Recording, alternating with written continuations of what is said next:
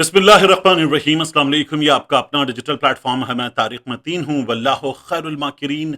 अल्लाह सबसे बेहतर तदबीर फरमाने वाला है, वही बचाएगा मेरे देश को बलाओं से, जो बारिश में शजर से घोंसला गिरने नहीं देता, क्योंकि उसकी तदबीर तमाम तदाबीर की इमाम है।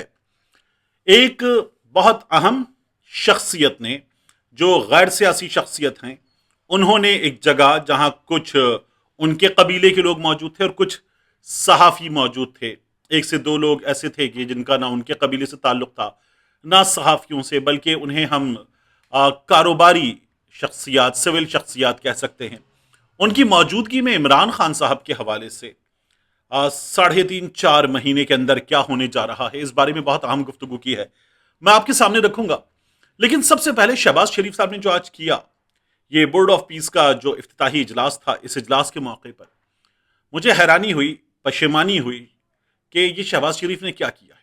यानी थोड़ी सी गैरत, हमियत, ज़रा स्पाइन शो करना कि आप उस जगह जाकर पाकिस्तान की नुमाइंदगी करते हुए अपने मुसलमान 25 करोड़ हमवतनों की नुमाइंदगी करते हुए बतौर वजीर आजम, जैसे भी आपको वजीर आजम बनाया गया है, आप कम अज कम वो जज्बात तो वहां पेश करते जो इस कौम के जज्बात हैं। आलमी साम्राज्य के उस गुंडे के सामने जो जज्बात हैं, उन जज्बात की अक्कासी करते, जो कुछ हुआ है उस पर बात करते। आपके बात करने में हमें एहसास नजर आता कि आप फलस्तीनियों के लिए किस कदर दुखी दिल के साथ मौजूद हैं। लेकिन शहबाज शरीफ ने क्या किया? शहबाज शरीफ ने ट्रंप की वो तारीफें की, जिस तरह की तारीफें शहबाज शरीफ यहां फील्ड मार्शल आसिम मुनीर साहब की करते हैं ना, वो जो लगता है कि कई दफा वो कलाम जो किसी गालिबन मौलाना ने गाया है, जनरल आसिम मुनीर मेरी जिंद मेरी जान, उसी तरह का कलाम शहबाज शरीफ साहब कई बार लगता है यहां गा देंगे किसी भी वक्त।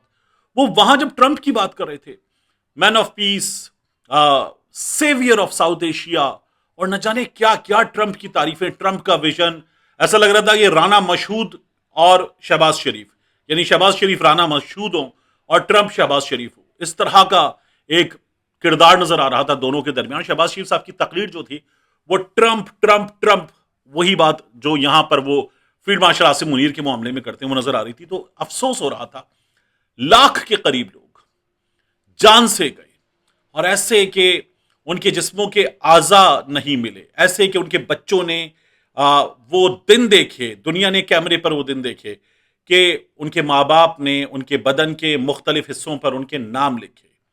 एक ही नाम अगर किसी बच्चे का है, हादी, तो वह हादी उसके पेट पर लिखा गया, उसके बाजुओं पर लिखा गया, उसकी थाइस पर लिखा गया कि अगर ये टुकड़े खुदा ना खास्ता अल्लाह ना करे और मिलेंगे तो फिर ये टुकड़े जमा करके सुपुर्द खाक करने का काम किया जाएगा। हमने ये वीडियोस देखी और वहां शहबाज शरीफ साहब जिस तरह से उस जगह जहां इसराइल का वजीर खारिजा मौजूद था वो तारीफें कर रहे थे, तो अफसोस हो रहा था कि एक जानिब हमारी नुमाइंदगी वो होती थी कि हम कलमा गो हैं, हम वो हैं कि जो रसूल अरबी सल्लल्लाहु अलैहि वसल्लम के मानने वाले हैं, बेखौफ होकर बात करते हैं, और हम ये जाहिर करते हैं कि मुसलमान एक जिस्म की मानिंद है, इस जिस्म के किसी एक हिस्से में तकलीफ होगी, पूरे जिस्म को दर्द होगा। लेकिन वो नजर ही नहीं आया। शहबाज शरीफ साहब जो है वो ट्रंप को भाग लगे रहन, सखी तेरे बच्चे जिए, कभी तुझे गर्भ हवा ना लगे, इस तरह की तकरीर कर रहे थे। शर्मनाक तकरीर थी शहबाज शरीफ साहब की। और ट्रंप के कुछ मकासिद हैं। पहले अहद सदारत में डोनाल्ड ट्रंप ने वो जो deal of the century, Abraham accord, वो पूरा नहीं कर पाया, तो अब की बार आते ही उसने काम शुरू किया उस पर बहुत तेजी के साथ, और डोनाल्ड ट्रंप उस पर काम कर रहा है, और जो चीजें रह गई थी वो उन पर अमल दरामद कर रहा है। ऐसा लगता है कि पाकिस्तान में जो कुछ हुआ शायद वो इसीलिए हुआ था कि शहबाज शरीफ साहब ये सिस्टम, ये जिस तरह से ट्रंप के उस प्लान पर अमल दरामद पर आमादा नजर आते हैं, तो साफ तौर पर नजर आ रहा है कि उस प्लान का हिस्सा हैं। और ट्रंप ने जो वादे कर लिए थे पाकिस्तानियों से कि वो आकर कुछ करेगा, और इमरान खान साहब के सपोर्टर्स सबसे बड़ी तादाद में, उन्होंने उन वादों पर शायद यकीन किया पूरी तरह से और कहा कि ठीक है ये काम यहां से हो जाएगा, लेकिन वो नहीं हुआ। पाकिस्तान में भी बहुत बड़ी तादाद में लोग पुरुम्मीद थे। इवन मुशाहिद हुसैन सैयद, जो हमारे यहाँ खारिजा उमूर के सबसे बड़े माहिर करार दिए जाते हैं, उन्होंने भी ये बात की थी। हमारे यहाँ बहुत बड़ी तादाद में एक्सपर्ट्स ने कहा था कि ट्रंप के जिन लोगों से ताल्लुकात ऐसे हैं कि वो उनका फोन उठाता है, उनसे बात करता है। और ये ट्रंप ने कहा था कि great cricketer, great politician Imran Khan, जैसे अब वो फील्ड मार्शल साहब के बारे में, शहबाज शरीफ साहब के बारे में, ऐसे ही इमरान खान साहब के बारे में ट्रंप बात करता था ना, तो वो उसने बातें भी की थी। اور پھر نتیجہ کیا ہوا؟ اس نے ووٹ لیے پاکستانی امریکنز کے بہت بڑی تعداد میں، اور ٹرمپ نے پھر اپنے منصوبے پر عمل درآمد کیا۔ تو اس سے تو خیر شکایت کرنا بیکار، معاملات یہاں پر ہیں، یہاں حل ہونے ہیں، یہاں حل ہوں گے، اس لیے میں آپ کو وہ ڈیٹیلز بھی بتاؤں گا۔ لیکن ٹرمپ نے وہی کام کیا۔ فیلڈ مارشل کی تعریفیں، ٹھیک ٹھاک تعریفیں، شہباز شریف کی بھی کچھ تعریفیں، پاکستان کی بات کرنا، اور اب کی بار اس نے 11 طیارے کر دیے۔ کیا 11 طیارے جو ٹرمپ جس طرح سے بتا رہا ہے؟ میں نے آپ سے کہا تھا کہ جس روز انڈیا کا ٹیرف 18% کیا گیا، اب دیکھیے گا کہ ٹرمپ انڈیا کے 6 طیارے گرے یہ بات نہیں کرے گا۔ ٹرمپ اب یہ بات نہیں کرے گا کہ انڈیا کے 7 طیارے گرے۔ ٹرمپ اب جو بات کرے گا اس میں کچھ مختلف ہو سکتا ہے، اور پھر ٹرمپ نے تعداد بڑھا کر 8 کی، 10 کی، اب 11 کر دی ہے۔ تو ان 11 میں سے ممکن ہے کہ کسی وقت کچھ طیارے وہ ہمارے بھی کر دے۔ اس بات پہ نظر رکھنی چاہیے کہ اب ٹرمپ یہ نہیں کہتا کہ 11 انڈیا کے گرے، اب ٹرمپ کہتا ہے اس جنگ میں 11 طیارے گرے، حالانکہ ہمارے طیارے نہیں گرے۔ لیکن ٹرمپ اب بات کو یہاں تک لے گیا ہے، تو اس نے وہ جو ہمیں چنے کے جھاڑ پہ چڑھایا تھا، وہ اس جھاڑ سے اتارنے کا کام بھی کسی بھی وقت کر سکتا ہے۔ یہ ڈونلڈ ٹرمپ ہے، اور اسی طرح کا ہم نے ڈونلڈ ٹرمپ کا پہلے بھی کردار دیکھا ہے۔ وہ اپنا الو سیدھا کرنا جانتے، دنیا بھر میں تعلقات اقوام کے، قوموں کے، ان بڑے بڑے عہدیداروں کے، یہ ہوتے ہیں مفادات پر مبنی، یہ ذاتیات پر مبنی تعلقات اور ذاتی مفادات پر نہیں ہوتے۔ تو یہ مفادات پر مبنی تعلقات ہوتے ہیں، اور یہ معاشی مفادات ہوتے ہیں۔ تو ٹرمپ اپنا کام کر رہا ہے۔ اب میں آپ کو بتاؤں کہ اہم شخصیت نے کیا کہا۔ کراچی میں ایک مقام پر ایک اہم شخصیت، جو ہمارے ہوتا ہے نا حساس، ایک اہم شخصیت ایک جگہ موجود، اور کچھ صحافیوں کے درمیان موجود، وہاں پر کچھ یوں سمجھ لیجئے کہ کاروباری شخصیات، بڑے بڑے نام، وہ وہاں پر موجود، اور وہاں گفتگو کی گئی۔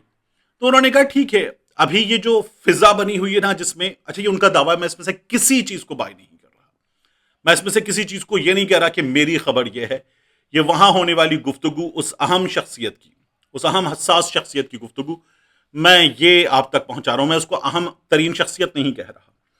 تو یہ وہ گفتگو ہے، اس میں انہوں نے کہا کہ اگلے 3-3.5 مہینے میں، میکسیمم 4 مہینے میں، آپ کو کچھ جگہوں پر لگے گا ٹیمپریچر بہت ہائی ہے، چیزیں بہت زیادہ ابال پر آ گئی ہیں، لیکن اس تمام تر بوائل کے باوجود بھی ہوگا یہ کہ چیزیں جو بیک ڈور پہ چل رہی ہیں وہ آگے بڑھیں گی، اور ان کے آگے بڑھنے سے معاملات آگے بڑھیں گے۔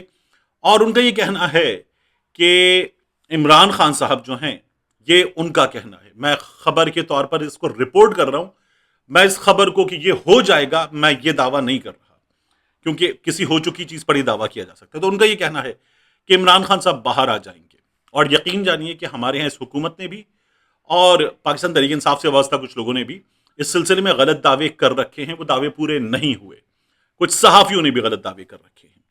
میں آپ کو پروبیبل بتاتا تھا کہ کیا ہوگا، لیکن وہ نہیں ہوا، یعنی امکانی طور پر کیا ہو سکتا ہے۔ لیکن اب یہ ان صاحب کا کہنا ہے کہ 3.5-4 مہینے میں عمران خان صاحب باہر آ جائیں گے، باہر آئیں گے، اور اس میں بہت پہلے، اس کے تقریباً آدھے عرصے میں، جس کا مطلب ہے کہ 1.25-2 مہینے میں عمران خان صاحب جو ہیں، یا اس سے بھی بہت کم وقت میں، وہ ہاسپٹل میں ہوں گے۔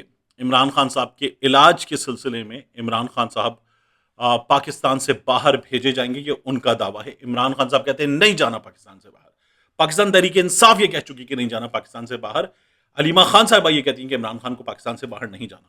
اس شخصیت کا یہ بھی کہنا ہے کہ بہت سی چیزیں طے پا گئی ہیں، عمران خان صاحب کے بیٹے آئیں گے پاکستان، اور پھر اس کے بعد جو ہے وہ عمران خان صاحب باہر جائیں گے، یہ ان کا کہنا ہے۔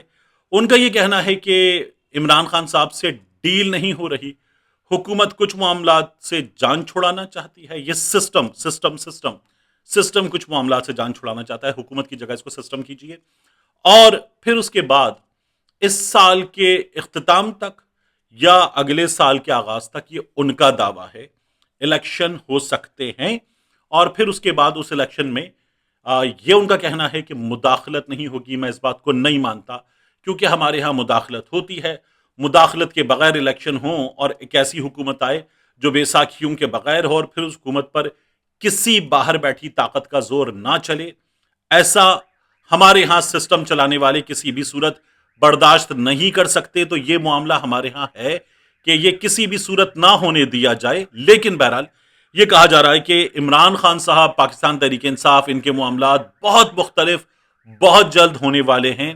اس میں میکسیمم اگر کچھ لگے گا تو وہ 3.5-4 مہینے کا عرصہ ہوگا، یہ اس شخصیت کا دعویٰ ہے۔ آخری چیز، مریم نواز شریف صاحبہ کی حکومت کے ذریعے خریدا گیا جہاز، جس پر بعد میں وزیر اطلاعات پنجاب ازما بخاری صاحبہ نے یہ جھوٹ کہا کہ یہ تو ایئر لائن کے لیے خریدا گیا ہے۔ آپ نے ایئر لائن بنا لی؟ نہیں۔ رجسٹریشن کروا لی؟ نہیں۔ اس کے باقی جو لوازمات ہیں وہ پورے کر لیے؟ نہیں۔ اور اس سے پہلے آپ نے جہاز خرید لیا، تو لوگوں کو الو سمجھتے ہیں۔ اب اس سلسلے میں انڈیپینڈنٹ اردو نے کچھ بتایا ہے۔ وہ یہ بتاتے ہیں کہ انڈیپینڈنٹ اردو نے کچھ دستاویزات دیکھی ہیں، جن کے مطابق کچھ عرصہ پہلے پنجاب کابینہ نے وزیر اعلیٰ، گورنر اور دیگر اعلیٰ شخصیات کے لیے وی آئی پی فلائٹ کے آپریشنل اخراجات پورے کرنے کی مد میں موجودہ مالی سال 2025-2026 میں سپلیمنٹری گرانٹ کی باقاعدہ منظوری دی، جس میں کہا گیا کہ پنجاب حکومت گلف اسٹریم G500 نامی الٹرا لانگ رینج وی آئی پی طیارہ خرید رہی ہے، جو پرانے ہاکر طیارے سے بہت بڑا، جدید ایویونکس والا اور تیز رفتار ہے۔ پرانے جہاز کی 1100 لیٹر فی گھنٹہ کی نسبت پیٹرول استعمال کرنے کی صلاحیت 2100 لیٹر فی گھنٹہ ہوگی، جس سے آپریشنل اخراجات میں بھی اضافہ ہوگا۔